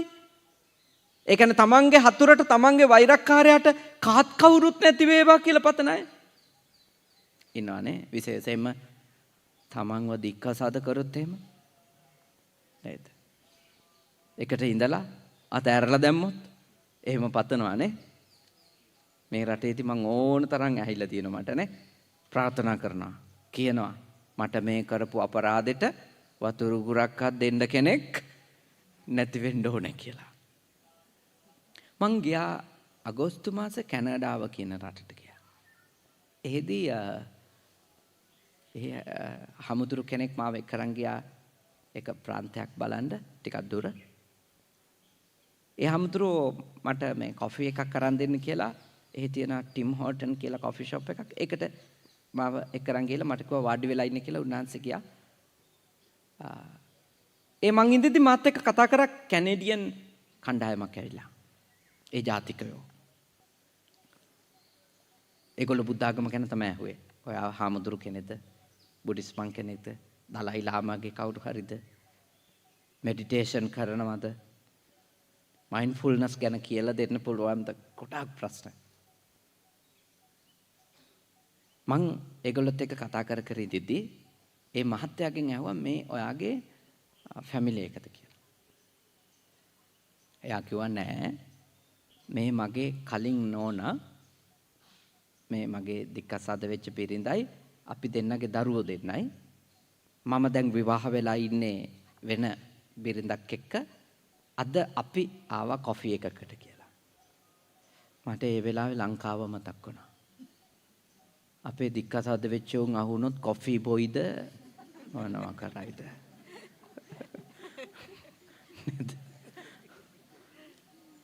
මට හිතුණා මේ මිනිස්සුන්ගේ ජීවිතේ බුද්ධ ආගමනේ. බුද්ධ ආගම තමයි ජීවිතේ. දික්කසාද වෙලා කලින් ඕනක් එක්ක ළමයි දෙන්නත් එක්ක ඇවිල්ලා කොෆි එකක් බොනවා. අපි පොළොන්නරුවේ දික්කසාද වුණොත් ආයේ ඉන්න වෙන්නේ අනුරාධපුරයට ඇවිල්ලා. පොළොන්නරුවේ ඉන්නත් බෑ. නේද? එතනින් පස්සේ වෛර කර කර ක්‍රෝධ කර කර සාප කර කරනේ මට මේ කරපු දෙයට ආයේ වතුරු ගුරක් දෙන්න එකෙක් නැති වෙන්න ඕනෑ කියලා එන ඉල්ල පොල් ගහ ගහ සීනි ගම ගිහිලා මිරිස් අඹර අඹර නේද? එහෙම තමයි නවතින්නේ අපේ සිංහල මිනිස්සු නවතින්නේ එතන. බෞද්ධයෝ බණ අහනෝ විතරයි. නුවණින් මෙනෙහි කිරිල්ලක් නැහැ. තමන්ගේ ජීවිතේ හදාගැනිල්ලක් නෑ. එන්නම මිත්‍යා දෘෂ්ටියට යනවා නේ. එන්නම යන්නේ මිත්‍යා දෘෂ්ටිය පස්සේ. අපි හරි පව් જાතියක් ඇත්තටම. මෙච්චර උතුම් ධර්මයක් තිබිලා හිත හදාගන්නේ නෑනේ. වෛරය ක්‍රෝධය අර මිනිස්සුන් Tamanට කරපු හතුරුකම් අතාරින්න කැමති නෑනේ. අපි කාටත් ලෝකේ ජීවිතේ හතුරුකම් වෙලා තියෙනවා. අපෙනුත් හතුරුකම් වෙලා තියෙනවා. අපි අතාරින්න ඕන එක තැනක අපේ පැත්තෙන්. ඒක අනිත් එක්කෙනා අතාරිනකම් බලන් හිටියොත් කවදාවත් නිමා කරන්න හම්බෙන්නේ නැහැ. කවදාකවත් නිමා කරන්න හම්බෙන්නේ නැහැ. මම ඔබට යෝජනා කරන්නේ ඔබේ පැත්තෙන් අතාරින්න කියලා. අති සාතක මිනිස්සෙක් වෙනවා ඔබ එතකොට. අතිශයින් දියුණු මිනිස්සෙක් වෙනවා ඔබේ පැත්තෙන් අතාරින්න. අමාරුම දෙයක. මොකද අපි හැමදාම බලන් ඉන්නේ එයාට අතාරින්න කියන්නකෝ. නේද? එයාට තරහ අතාරින්න කියනකො මාත් එතකොට මගේ තරහම රහ අතාරින්න. නේ කවදාවත් අතෑරිල්ලක් වෙන්නේ නැහැ. කවදාකවත් නිමාවක් වෙන්නේ නැහැ. දේවදත්ත හාමුදුරුවෝ කරන අකටයුතුකම් තථාගතයන් වහන්සේගේ පැත්තෙන් අතෑරියනේ. දේවදත්ත හාමුදුරුවන්ට අතාරින්න කී හිටියනම් නේද? කවදාකවත් දේවදත්ත හාමුදුරුවෝ මැරෙනකොට වෛරේ නැතුව මිය යන්නේ නැහැ නේ. ඒ හාමුදුරුවෝ වෛරේ අතහැරලා මිය ගියා. ඒක කොච්චර ලොකු ජයග්‍රහණයක්ද? ඒක උනේ උන්වහන්සේගේ පැත්තෙන් උන්වහන්සේ කිසිම අමෛත්‍රියක් පැතිරෙව්වේ නැති නිසා. පැහැදිලි නේද මේ කරුණට? දැන් කරුණු කීයක් ඉගෙන ගත්තද? 6ක් ඉගෙන ගත්තා. පළවෙනි එක මොකද්ද? දුබ්බන්නෝ අස්සාති. කැත වේවා. එහෙම හිතුවොත් මොකද වෙන්නේ? තමන් කැත වෙනවා. ඊළඟට දුක්ඛං සෙය්‍යෝ අස්සාති. නිନ୍ଦ නොයාවා. එහෙම වුණොත් තමන්ට නිନ୍ଦ නැති වෙනවා. ඊළඟට න පච්චුරත්තෝ අස්සාති. හොඳක් වෙන්න එපා. එහෙම වුණොත් තමන්ට තමයි හොඳක් නැති වෙන්නේ. ඊළඟට හිතනවා න භෝගවා අස්සාති. ඉන්න හිටින්න තැනක් නැති වේවා. භවභෝග නැති වේවා. එහෙම වුණොත් තමන්ට තමයි ඉන්න හිටින්න තැන නැති වෙන්නේ. ඊළඟට න යසවා අස්සාති. න යසවා අස්සාති කියුවේ මොකද්ද? කීර්තිය, ප්‍රශංසාව, ගෞරවය සමාජයෙන් නොලැබේවා. එහෙම කෙනෙක් හිතන්න ගත්තොත් එයාට තමයි අගෞරවය, අවමානය, නින්දාව එන්න පටන් ගන්නෙ. 6 වෙනියට මම ඔබට කියවා න මිත්තවා අස්සාති. සමහර කෙනෙක් කාත් කවුරුවත් තමන්ගේ හතුරට නැති වේවා කියලා පතලා එයාට කාත් කවුරුත් නැති කර ගන්නවා. අන්තිමටම 7 වෙනි කාරණේ කෝදන සූත්‍රයේ තියෙන වෛර කරන එක්කෙනා තමන්ගේ හතුරා මැරෙන්නයි කිට්ටු කියලා හෝ මැරිලා කියලා ආරංචි වෙච්ච ගමන් වෛරේ මරණයටත් පතුරවනවලු. කොහොමද වෛරේ මරණයට පතුරවන්නේ? අපායටම යන්න ඕනේ කියලා. නේද? අපායටම යන්න ඕනේ කියලා පතුරවනවා. නිරයන් උපපජ්ජතු. නිරයේම උපදින්න ඕනේ. අවීචියටම යන්න ඕනේ. දැන් සමහරවම යන්න ඕනේ කියන්නේ අපිත් එක්ක ඇවිල්ලා කියන අපේ ආන්නේ ඉතින් මට කරපුවට ඉතින් අපායේ නොගියොත් බුද්ධ ආගම බොරු. ඒ කියන්නේ අපායෙම යන්න ඕනේ. ඒක තමයි කියන්නේ. එයා නිකන් හරියට නිකන් කර්මඵලයේ සාකච්ඡා කරනවා වගේ කියන්නේ ඇවිල්ලා. හැබැයි ඒ එළියට එන්නේ මොකද්ද? එයාගේ ප්‍රාර්ථනාවනේ. බුද්ධ ආගමේ අපේ හඳුන ඉතින් කර්මඵලයේ තියෙනවානේ. අපායෙම තමයි මට දීපු ගිනි ගෙඩි වලට. ඒ කියන ටෝන් එකේ හඬේම තියෙනවා මෙයා වෛරෙන් ඉන්නේ කියලා. එයා ඒක කර්මඵලයේ පිළිගැනිල්ලක් නෙමෙයි, ඒ වෛරය පතුරවන්නේ. මතක තියාගන්න, කවුරු හරි කෙනෙක් තථාගතයන් වහන්සේ දේශනා කළා ඒ විදියට වෛර කර කර හිටියොත් ස්ථිරයි එයා ඊළඟ ආත්මේ නිරයේ. ඊළඟ ආත්මේ එයා අපාය. නිකන් හිතන්නකො ඔහොම වෛර කර කර ඉන්න අතරේ පණ ගියොත් මොකද වෙන්නේ? නේද? අනිවාර්යෙන් නිරේ උපදිනවනේ. ඇයි යාගේ චෛතසිකේ වැඩ කරන්නේම කුමක් ගැනද? නිරය ගැන, අපාය ගැන, අනිත් එක්කෙනා අපායට වැටෙන්න ඕනි එක ගැන. මැරිච්ච මලකුණටත් වෛර කරන අය ඉන්නවනේ. වලටත් එන ඉල්ලන අය ඉන්නවද නැද්ද? සිංහල බෞද්ධයෝ ඉන්නවා. අතාරින්න නැත්තම් ඉවරයි. මේ ආත්මෙත් ඉවර වෙලා සංසාර ගමනත් ඉවර වෙනවා. සැනසෙල්ලින්න. මොකක් හරි හතුරෙක් අපිට හතුරුකම් කරනවා නම් අපි සංසාරේ කරපුවා. අපිත් එයාලට කරලා ඇති. කියලා ඇති. අපි යාළ වෙනුවෙන් දේවල් සිද්ධ කරලා ඇති. ඒව තමයි එන්නේ. කර්ම විපාක එනවා. කම්මස්ස කෝපි කම්ම දායාදෝ. කර්මය තමයි අපිට දෑවැද්දක් වගේ අපේ පස්සෙන් එන්නේ. ඒක අමතක කරන්න එපා කවදාකවත්. ඒක මතක නැති කරගන්න එපා කවදාකවත්. ඒ නිසා අපි උපරිම උත්සාහ කරමු මේ ආත්මයේ අලුත් කර්ම නොකර ඉන්න. සුවපත්ව ඉන්න, සැපවත්ව ඉන්න. ඒ සඳහා මොකද කරන්න කියලා දැන් මම පැහැදිලි කළේ. වෛර නොකර ඉන්න. ක්‍රෝධ නොකර ඉන්න. ක්‍රෝධයෙන් වෛරයෙන් නිදහස් වෙච්ච හිත සැපවත් හිතක්. සැපය තියෙන හිතක්. සුවපත් හිතක්. ඔබ හරියටම පැයක් මේ දේශනාව අහගෙන හිටියා. 7:00 ඉඳලා 8:00 වෙනකන් මේ දේශනාව අහගෙන හිටියා. සූත්‍රයක් ඉගෙන ගත්තා. මොකද්ද සූත්‍රේ නම? කෝධන සූත්‍රය. අංගුත්තර සත්තක නිපාතේ තියෙන. වෛරක්කාරයෙක් තමන්ගේ හතුරාට උදව් කරන හැටි ක්‍රම 7කින් නේ. තමන්ට විපත් කරගන්න හැටි ක්‍රම 7කින්. ඔයත් දියුණු වෙන්න ඕනේ. දියුණු වෙන්න ඕනේ හිතින්. භෞතිකවත් දියුණු වෙන්න. භෞතික දියුණු වුණාම මේ වගේ පින් කරන්න පුළුවන්. තව කෙනෙකුට උදව් කරන්න පුළුවන්. භෞතිකව සාර්ථක වෙන්න. අපි සතුටුයි ඩල්සිසේන මැතිතුමාගේ පුතුණුවනොත් එතුමත් මට සඳහන් කරා එතුමත් උත්සාහ කරනවා ව්‍යාපාරික ශාස්ත්‍රයේ උඩට යන්න, දියුණු වෙන්න, අලුත් නිර්මාණයක් කරන්න උත්සාහ කරන හොඳ දෙයක්. තරුණ ළමයි දියුණු වෙන්න ඕන. ඔයත්ගේ දුව දරුවොත් දියුණු කරගන්න ඕනි. දියුණු වෙන්න ඕන කරන්නේ හොඳ නුවණනේ, කැපවීම, අවංකකම. දියුණු වෙන්න පෙරපින තිබුණටම මදිනේ. පෙරපිනට ඔක්කොම හම්බ වෙච්ච අය පස්සේදී නැත්තටම නැති වෙලා තියෙද නැද්ද? තියෙනවා. මට උදාහරණ නම් කියන්න හොඳ නැති නිසා මං කියන්නේ නේද? මට ලයිස්තු ගණන් කියත හැකි පෙරපිනට, තාත්තලගේ පිනට, අම්මලගේ පිනට ඉපදෙනකොටම බෙන් සම්බෙච්ච අය නේද? ඉපදෙනකොටම බෙන් සම්බෙච්ච අය. විමානේ තැනිලමයි උපදින්නේ. අර දිව්‍ය ලෝකේ යන්න කලින් විමාන හැදෙන්නේ නේ. ඒ වගේ පෙර පිනට විමානේ තැනිලා තියෙනවා මෙහෙ උපදිනකොටම. හැබැයි කරුමෙට පස්සේ ඉත්ති දුත්තෝ, සුරා දුත්තෝ, අක්ක දුත්තෝ. ශ්‍රීලෝලියෙක් වෙලා, සොරාලෝලියෙක් වෙලා, සූදු ලෝලියෙක් වෙලා ඔළුව වැඩ කරන්නේ නැති වෙන්න ඔක්කොම ටික හදාගෙන. වෛරය, ක්‍රෝධය පුරෝගෙන ඔළුවේ. ඉතින් ඇත්ත පිරිහිලා යනවා. ලද්දන් වෙනස් වෙති. ලබන හැම දෙයක්ම මොකක් වෙනවද? නැත්තට ඇති වෙනවා. දියුණු වෙන්න. පොහසත් වෙන්න. ආධ්‍යාත්මිකවත් පොහසත් වෙන්න, භෞතිකවත් පොහසත් වෙන්න.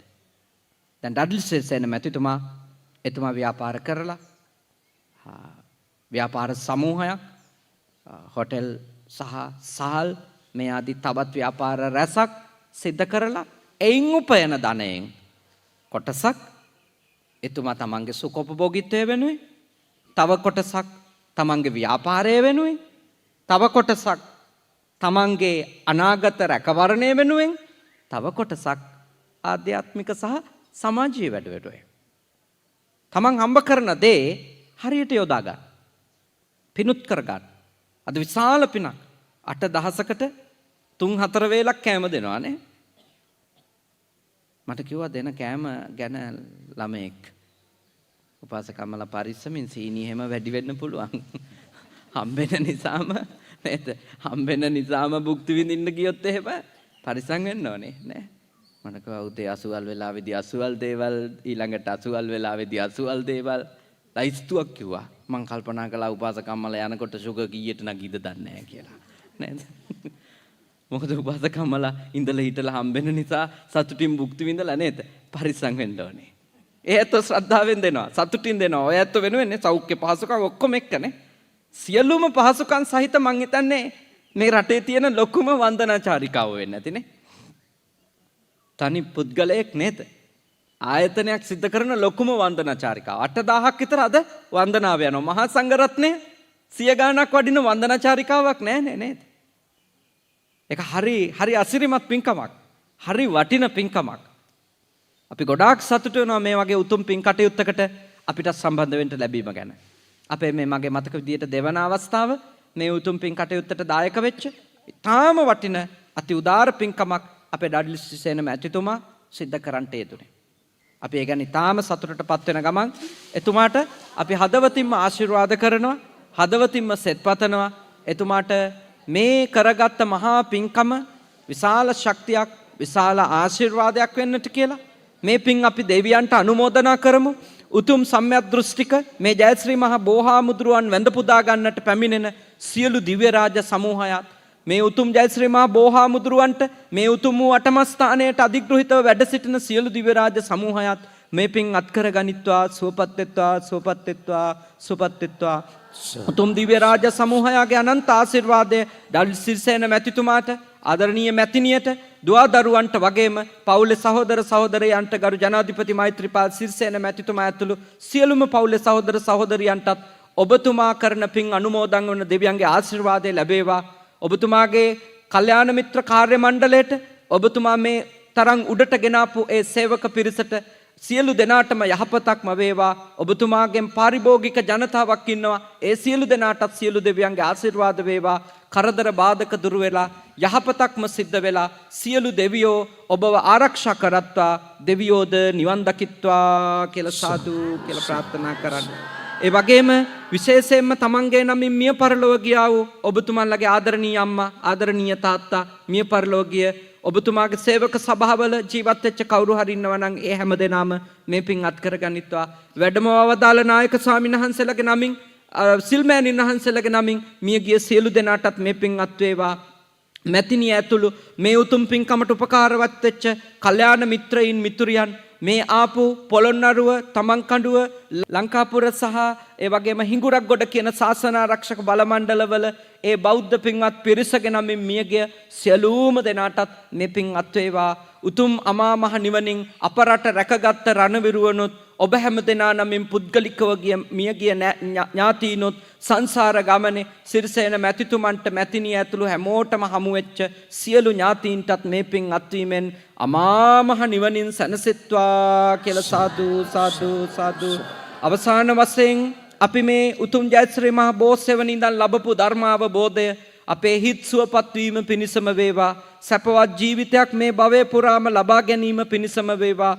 කල්යාණ මිත්‍ර සේවනය, සත්පුරුෂ ඇසුර මේ භවයේ පුරාම ලැබීම පිණිස වේවා. සද්ධර්ම ප්‍රතිලාභයම අපිට මේ භවයේ පුරා ලැබේවා. අපි සංසාර ගමනේ නැවත උපදිනවා නම් ඒ උපදින හැම භවයකදීම සත්පුරුෂ ඇසුරම ලැබේවා. කල්යාණ මිත්‍ර සේවනයම ලැබේවා. සද්ධර්ම ප්‍රතිලාභයම ලැබේවා. ඊ타ම ඉක්මන් භවයකදී නිවන් දකින්නට අද කරගත් මහාහැඟි පින්කම පාරමිතාවක් වේවා වේවා වේවා කියලා සාදු කියලා ප්‍රාර්ථනා කරමු. ආකාශට්ටහා ච බුම්මට්ටා දේවා නාග මහිත්‍තිකා පුඤ්ඤන්තං අනුමෝදිත්වා චිරන් රක්칸තු ලෝක සාසනං. ආකාශට්ටා ච බුම්මට්ටා දේවා නාග මහිත්‍තිකා පුඤ්ඤන්තං අනුමෝදිත්වා චිරන් රක්칸තු දේශනං. ආකාශට්ටා ච බුම්මට්ටා දේවා නාග මහිත්‍තිකා පුඤ්ඤන්තං අනුමෝදිත්වා චිරන් රක්කන්තු මම් පරන්ති තී. දැන් එක විට සියලු මහා සංඝරත්නයට වන්දනා කරන්න අපේ හඳ ගාතාව. අභිවාදන සීලිස්ස නිච්ඡං වද්දා පචායිනෝ චත්තාරෝ ධම්මා වඩ්ඩಂತಿ ආයුවන්නෝ ආයුරාෝග්‍ය සම්පatti සග්ග සම්පatti මේවච අතෝ නිබ්බාන සම්පatti ඉමිනාතේ සමිජ්ජතු. ඩඩ්සිසේන මැතිතුමන් ඇතුළු ඔබ හැම දෙනාට තුනුරුවන් සරණින් යහපතක්ම වේවා. සදහැවතුනි,